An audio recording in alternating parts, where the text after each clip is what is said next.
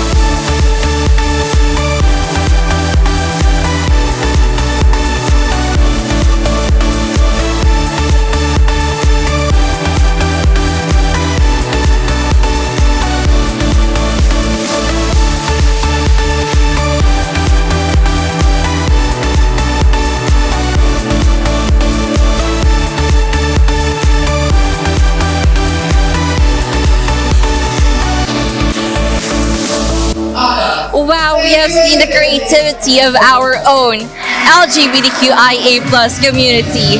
Now, we have seen them in their national costume. Who do you think among the candidates will bag the National Costume Award?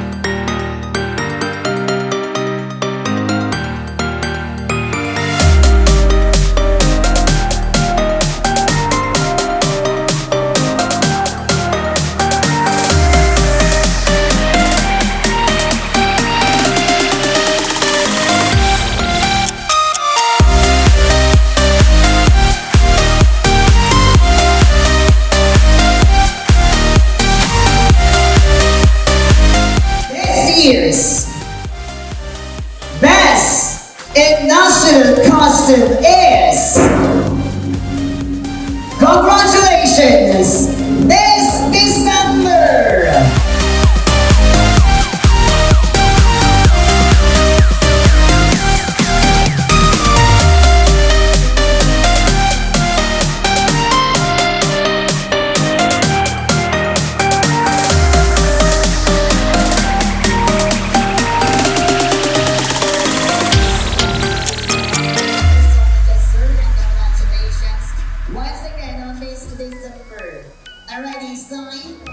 And now we have our best in national costume candidate, Miss December. Miss December. Now, how do you feel you won the best in national costume?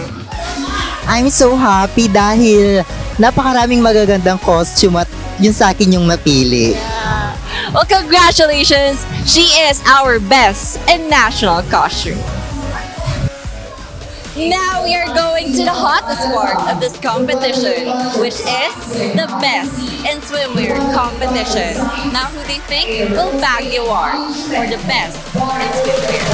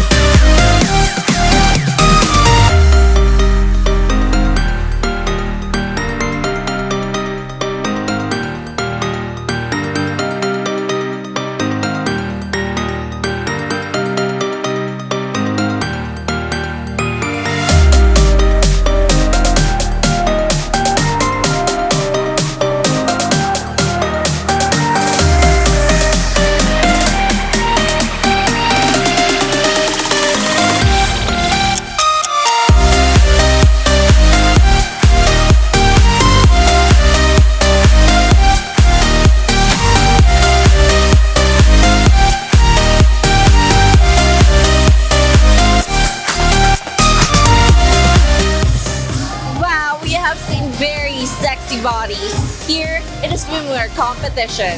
Now, which month and candidate will win the Best in Swimwear award? 7 years, 67.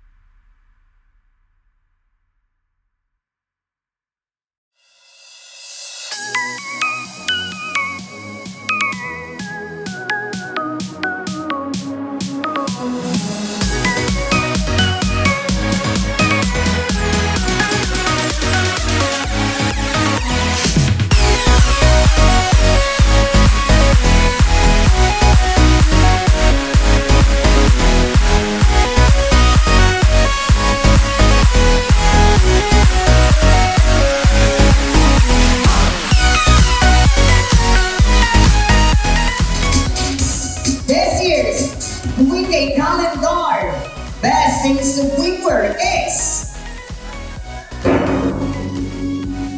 Miss February. Once again, Miss Ability.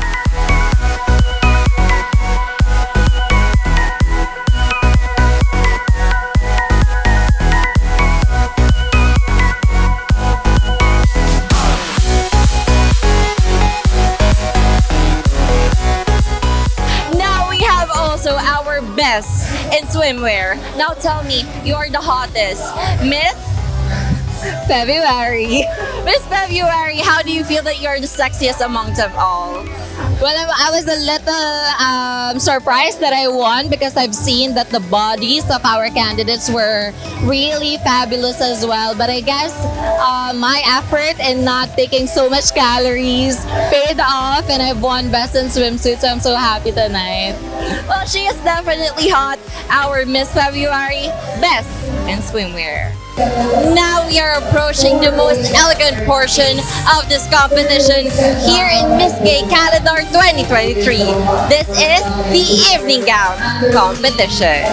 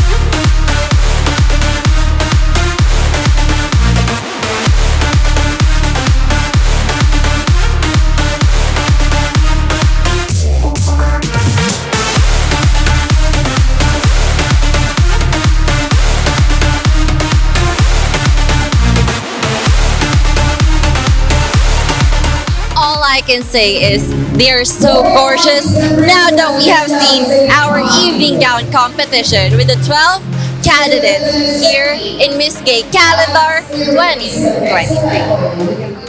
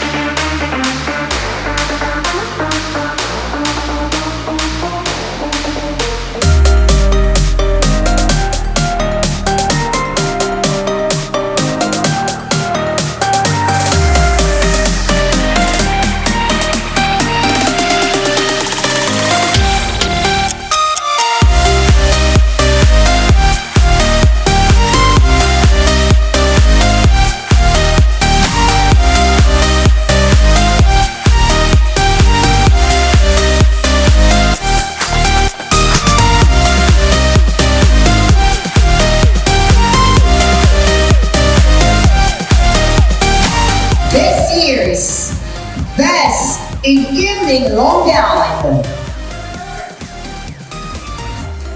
Congratulations!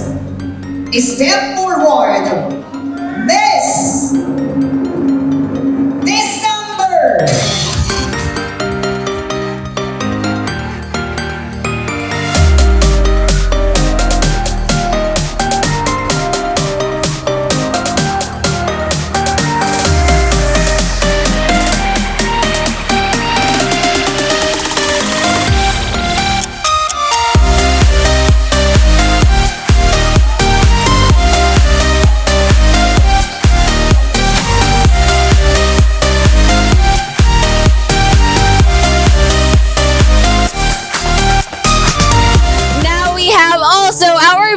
Long gown, Miss December. You have worn a very elegant long gown.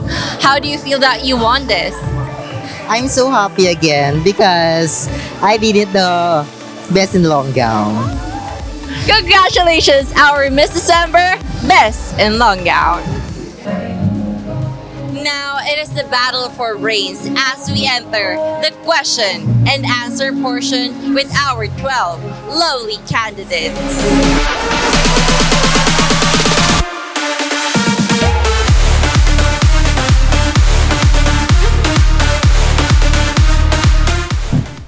What will you tell those people who are against holding gay pageants such as Miss Calendar Gay 2023? Thank you so much for that wonderful question. Good evening, ladies and gentlemen. Ang masasabi ko lang po sa mga against dito sa calendar pageant is, lagi po natin papakatandaan na hindi naman po, ay wala naman pong masama sa ginagawa namin. Bagus, pinapakita lang po namin kung ano ang talento namin. At lagi po natin papakatandaan sa mga nakukutya o mga nasasabihin na ito na sa buhay, huwag tayong matatakot na mabigo. Kung tayo man po ay madapa, matuto tayong tumayo. Dahil hindi sa lahat ng oras ay palaging masaya. Meron din dumarating na mga problema. Kaya ang nais ko lang na malaman nyo, lahat ng pagsubok ay kayang lampasan. Lahat ng problema ay kayang solusyonan. Pero ang lahat ng bagay may hangganan. Kaya wag po natin sayangin ng bawat oras. Kung may dinaramdam ka man dyan sa puso mo, pwede mong ilabas. Dahil lagi kang andyan. Handa siyang makinig anumang oras. Dahil kung di mo nalalaman, siya lamang po ang ating tagapagligtas. And my advice to all people out there is that you should embrace and love yourself. Because by doing that, you will realize that you are capable of doing, especially your dreams in life. Thank you. Alright. Question for Going Gay Family. If you can make a law for the members of LGBTQIA, what will it be and why? Good evening, ladies and gentlemen. This is the most crucial part of the competition, as they are not just testing, or the judges are not just scoring us because of beauty, but also our intellectual capacity. Now, if I am going to create a law for the LGBT members, what would it be and why? Well, as of this moment, SOGPL is currently ongoing, and that is going to be the same law that I would want to push. But if I have to create my own or original law, probably what I will be creating is a law that protects LGBTQIA community in catcalling. I'm not sure if everyone is very familiar, but in my daily basis, I normally experience catcalling. Shh, bakla. Shh, sexy. Shh, bading. That's commonly what I'm hearing to other people. And sometimes, it's a sign of discrimination. It's not just a sign of discrimination, but also a sign of disrespect. And as a member of an LGBTQIA community, if the woman would have the right to file cases because of harassment, then I guess we members should also have the same right to be given. Ladies and gentlemen, our gender preference has been very difficult to live already. And it's gonna be harder because of the people who have been catcalling us or who have been discriminating us. So I wish that the people that listens to the audience right now, or to the audience who are listening right now, I wish that this competition would give us enlightenment, would give us the courage to embrace who we are and show the respect that we truly deserve. Ladies and gentlemen, I hope that one day, wala nang baklang mababastos, wala nang tomboy na mababastos, because all of us as human, babae, lalaki, bakla, tomboy, we deserve the respect. And that law that I would like to create would hopefully punish the people who are constantly belittling our capability just because of the gender that we have chosen. So to the panel of judges, to the audience tonight, I hope that after this competition, you would appreciate our presence. You would appreciate the love that we offer, and you will also show us the respect that we truly give to everyone. Good night, everyone. Alright, your question, Miss March. If you were not a member of LGBTQIA, what will you be? Before I answer this question, I would like to say I'm so very grateful tonight because being in this prestigious stage is already achievement for me. Because as a beginner, I will cherish it. So the question that was given to me is, if I were not a member of LGBTQIA plus community, what would I be and why? For me, I think I will be a biological female. Why is that? Because as a trans woman, I've been dreaming to be a real woman, to start my life, waking up every morning, act like a girl, physically, mentality. So if I were not be a part of LGBTQ community, and I think I will be a biological woman. Thank you. Your question, what advice do you give to somebody who is afraid to come out as a member of the LGBTQIA? Siguro po ang may advice ko sa mga part ng LGBT na takot maglantad or ipakita kung ano man sila. Siguro po, lakasan lang po nila yung loob nila na ipakita kung ano yung sila. Kung halimbawang bi man sila, gay, or lesbian, wala naman pong masama na maging part tayo ng LGBT. Sabi nga po nila, nasa atin na lang po yung ikasasama natin sa kung halimbawang nasa gawa na lang natin yung ikasasama natin. Kaya sa mga gusto kong maglantad or mag-out na sa part ng mga LGBT, go lang po. Nasa tao po ang gawa, sabi po nila. Nasa Diyos ang awa. Thank you. Alright, the question for Queen Calendar Mate. What do you wish people knew about members of LGBTQIA community? For me, ladies and gentlemen, as a member of LGBTQI plus community, what I wish the people surrounding and all the people, I wish is to become a one. Why? Because that we all know, ladies and gentlemen, that we, all the people, creation of our Lord Jesus Christ is equal. That I wish to myself, ladies and gentlemen, lahat ng nadiskrimina sa aming pagkatao, gusto ko po, ngayong araw na to, ay tayo ay magkaisa. Bakit po mga kaibigan ko nasabi yun? Yun ang tinatawag ng pagkakaisa. Para wala na pong tinatawag na diskriminasyon ng bawat isang pagkatao natin. Gusto ko po, mga babae ka man, tomboy ka, lalaki or babae, tayo po ay iisa dahil tayo ay pare-parehas na nabubuhay dito sa mundong ibabaw. Pare-parehas po tayong kumakain ng kanin. Pare-parehas po tayong lumalanghap ng sariwang hangin. Bagkus, ladies and gentlemen, gusto ko po tayo magkaisa because my God creation is equal. Because my gender identity, ladies and gentlemen, that I require myself to self-discipline, integrity, capacity of sacrifice, all of which combine the religious nature, knowing without the help of our Lord, Jesus Christ. Thank you and good evening. What do you have that biologically born women don't have?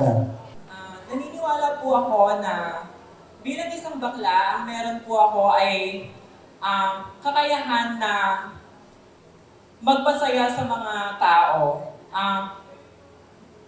Dahil naniniwala po ako na bilang isang bakla, meron po kaming dalawang characteristics. Yun po ay ang kalakasan tulad ng sa lalaki at ang magmahal tulad ng sa babae.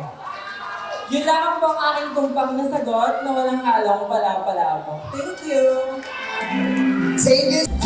What is the biggest misconception about members of LGBTQIA? For me, ladies and gentlemen, when we say misconception, these are actually the perception that a person is putting to a person regardless of its gender, religion, race, or something. But I would just like to let you know that one of the biggest misconception to the LGBT members of the society that we are the jigs of the society. Kami daw po ay isang malas. But I would just like to correct that specific misconception because we are actually have a lot of members of LGBTQIA plus community who is actually a teacher, a soldier, a policeman, a doctor, a nurse. We are actually members of the LGBT people who is actually can beautify women just like makeup artists, hairdresser. We are actually having a lot of members of the LGBTQI who's actually a successful entrepreneur. So I would just like to let everybody know that we gays are not the jigs of the society. We are actually not the hindrance for each and every one of success. Our only purpose of living is to love and be loved, accepted and be accepted, and respect and be respected. That will be all, and I thank you. For Queen August, how will you empower another member of LGBTQIA? How will I empower another member of the LGBT? Well, ladies and gentlemen, I believe that young LGBT members are really scared of coming out. And of course, it's because of their family, they are not accepted by their own family. Of course, people here, especially the mother and the father, why don't you accept your son, your daughter, which is the member of the LGBT community in the first place? Because, ladies and gentlemen, I am assuring you that they are your lucky charm. Based on my experience, Me, I am not accepted by my family. But I will say this with humility. I am the one who is giving everything to my family now. I give them a house. I give them business. I am the one who's supporting my brothers and my sisters. Because when pandemic hits, let's say I've met this guy who gave me everything. It's just a piece of a story about my life, which we are really poor. I can say that, yeah, we are suffering. We're really poor. But when pandemic hits, there's this one foreigner, American, which gave me everything, and now we are engaged, which I am the one who's giving everything for my family. I'm providing everything for family. So to the LGBT member that I want to empower is, don't lose hope, because everything has a right time. Everything that we wanted in life, it will come to us in the right time. And it's in God's time. Isa lang ang masasabi ko, mga kaibigan, lalong-lalo na sa ating mga kaibigang nandito at nanonood, na kung saan pinanghihinaan kayo ng loob. Huwag na huwag kayong panghinaan ng loob. Lagi niyong tatandaan. At ito ay based on my experience. I believe that God will provide. And everything happens for a reason. Thank you so much. Sir, you go. And what do you think is your greatest contribution as a member of LGBTQIA? Thank you for that wonderful and very interesting question. You know what, ladies and gentlemen? We are now in the very crucial part of the competition wherein we are tested by not just only in our physical appearance, but of course, in our intellectual capacity, of course. Ladies and gentlemen, let me allow to answer the question as ability I can without using any punchline or any memorized script answer just to prolong my answer. Let me answer this direct to the point without using it. Tama na po ang eksena, oras na nangagawa ng corona. Simple lamang ang mga tanong, huwag na natin silang Inglesin upang nang sa ganun magkaintindihan tayo. Ano nga po ba ang biggest o ang pinakamalaking contribution namin mga kabaklaan o parte ng LGBTQIA+ community dito sa ating mundong ginagalawan? Simple lamang po ang magbigay ng tuwa at inspirasyon sa nakararami sapagkat sa kabila ho ng panlalait o pambibigay ng batikos o diskriminasyon na aming tinatanggap, tumatayo pa rin ho kami, nagiging inspirasyon sa ating kapwa na kahit laitin tayo, tuksoin o diskriminahin ng bawat isa, tayo ay tatayo. Magiging mabuting halimbawa sa bawat isa at magbibigay ng tuwa gaya ng sineselebrata natin ngayong gabi. Na kung saan tayo, parte ng LGBTQIA+ community, ang batid lamang po natin ay magmahal at mahalin pabalik. At magbigay ng tuwa sa ating kapwa na kung saan tayo, parte ng LGBTQIA+ community, anumang hirap o dagok na ating nararanasan dito sa ating mundong ginagalawan, huwag kayong mabahala sapagkat lagi niyong tatandaan, nasa parte tayo ng rainbow o bagharing kulay, na kung saan, mula sa pula hanggang sa dulo ng kulay na ito, anumang kulay o parte nito ang sinasagisag ng iyong buhay, lagi mong tatandaan hanggat naniniwala ka sa Kanya. Sa buong may kapal, wala sino man sa atin na magmamaliit. Sa ating lahat dito sa mundong ito, ang pinakamagandang contribution na may babahagi natin sa lahat ay magbagita ng mabuting puso na lahat tayo, parte man tayo ng LGBTQIA+ community o hindi, ipakita natin na tayo ay naniniwala sa Kanya at tayo ay mabuting tao na pwede natin ibahagi sa kahit sino man. Parte ka man ng LGBTQIA+ community o hindi, pwede mo ibahagi ang kabutihan na pinapakita niya sa atin. Ito lamang po ang aking tumpak na kasagutan na hindi nangailangan ng Ingles upang kayo'y mapahama at mapalakpakan. Hindi man ito pinalakpakan ng karamihan o hinangaan ng mga horado, ngunit ito po ay nanggaling sa aking puso na alam ko sa puso ko na tama ko. Maraming salamat po. Alright, we're Queen of Super. How do you handle homophobic and transphobic attitude? Thank you so much for that very timely question. Now, whenever we say homophobic or transphobic people, these are people who has hatred towards the the members of the LGBT community, particularly to us, transgender women or gays. These are people who has a lot of bad notions towards us, despite not knowing where we came from, what we can do, and what we can offer. That is the meaning of a transphobic or homophobic person. Now, it just paves my way in promoting our gender, the transgender women of this society. Recently, or may I say last month, we just celebrated the Pride Month. Therefore, ladies and gentlemen, a Pride Month is not celebrated for us to showcase our gender, to showcase the color of the LGBTQ plus community, so to celebrate our being gay. But rather, we are celebrating Pride Month for us to show that we have a right to exist without being persecution, not to be hated by anyone without knowing our own story and our background. Tonight, ladies and gentlemen, I would like to share to you the very reason why I am still standing at the four corners of the stage. That is to give a lot of people a chance to prove yourself to the society. I myself, ladies and gentlemen, came from a family where I was not accepted fully by my family. And that is true. If you have a chance, you can go on and check my life story in ABS-CBN Magandang Buhay, where I said that I was not fairly treated by my family when I was young. That is the very reason why I left home at a very young age. And as of this moment, the very reason why I keep standing on the corners of the stage is not to show to you that I am beautiful, not to prove to you that I am intelligent, but the very reason is I know somewhere out there is a gay man who is very much providing so much with society, but is very afraid to come out of his shell because he is afraid of the judgments coming from the other people. That there is a little gay watching over here tonight who is very much afraid to tell his parents that he is gay. Tagalogin ko mga kaibigan para maintindihan ng mas nakararami.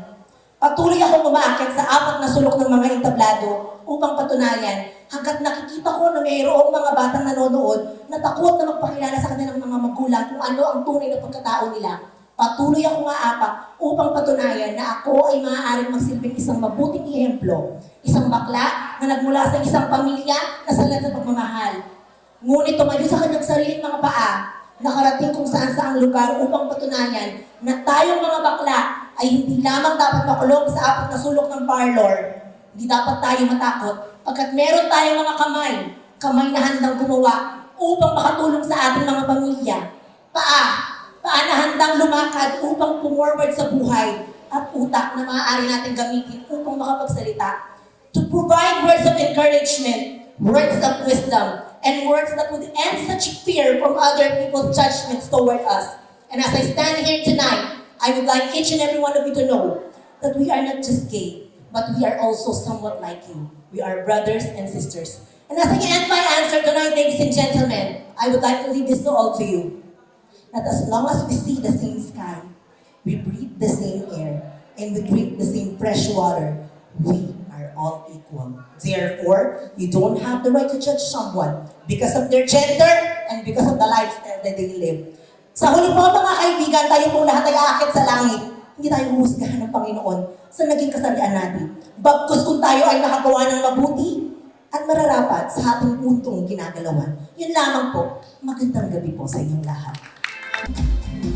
Alright, for Miss November, what do you think is the best quality of an LGBT that makes her stand out? Okay, ladies and gentlemen. I believe that the best quality of an LGBT that makes her stand out is that meron po kaming 4 na letra na kung saan pwede namin gamitin upang makabuo kami ng pamilya. Yes, ladies and gentlemen, pwede po namin itong gamitin kung nanaisin po namin upang magkaroon ng isang pamilya, magandang buhay na bata, at magkaroon po ng masayang buhay at magbibigay sa kanyang pamilya. Yes, even though that I'm a homosexual, I am not lesser person like anybody else. Instead, I am going to take this opportunity or this sexuality as a challenge, as an individuality, and never ever be a liability. Thank you so much. If you win the title of Miss Calendar Gay, how will you promote the LGBT community? If I win this competition tonight, I will promote this Miss Gay LGBTQ to love and support of our community. Thank you so much. Sir, you'll meet once again. This is a top decision for our judges for tonight. Now that we have finished the question and answer portion.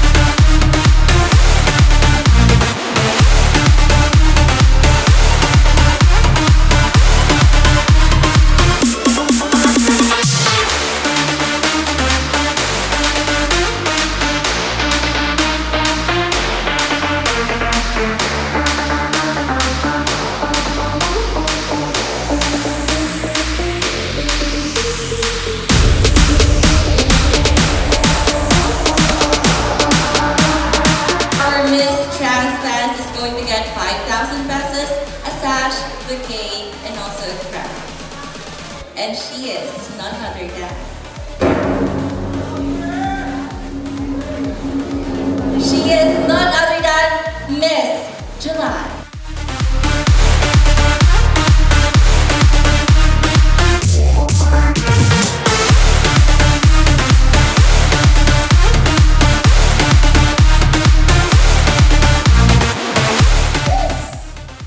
Hey, Comendar, second runner-up. Queen Regan Azares. Miss October.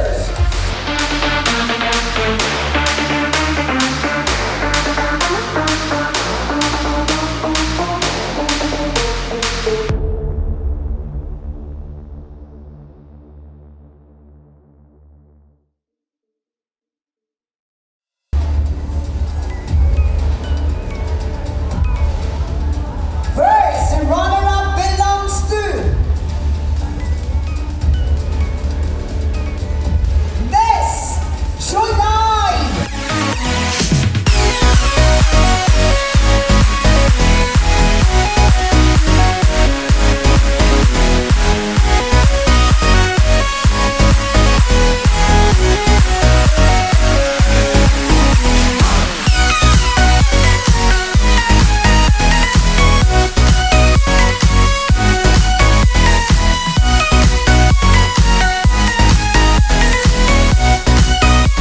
This year's Weekday Calendar 2023 belongs to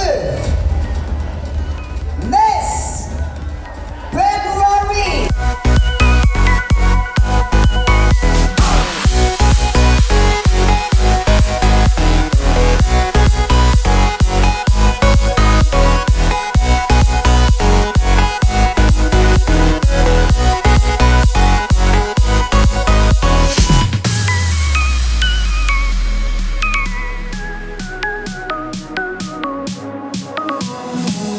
And now we have the winner for our Miss Transfans 2023. Now tell me, Miss July, how do you feel right now? Actually, right now I feel overwhelmed because there are a lot of beautiful girls, more deserving, and they're actually more feminine than me. But I am very much thankful for the opportunity that Transfan was able to choose me as their Transfans for tonight. She is beauty, she is grace, she is our Miss Transfans 2023. And now, congratulations to our grand winner, Miss February. How you're feeling that you have won the most beautiful and the most smart amongst them all? Well, I was so happy when I was announced. I was very happy when I have bagged so many choice awards as well as the major awards earlier. And I'm just very thankful that I was also crowned as Miss Gay Calendar 2023. And I hope that I was able to inspire people through my answer, because really the purpose of me joining competition is to use this platform to extend my advocacy, and hopefully the people who have listened to me during the question and answer round will be able to really embrace what I'm trying to say, and I hope that one day fully the LGBT members will be accepted in the society. Indeed, she is beauty, she is brains. Here we have our Miss Gay Calendar 2023.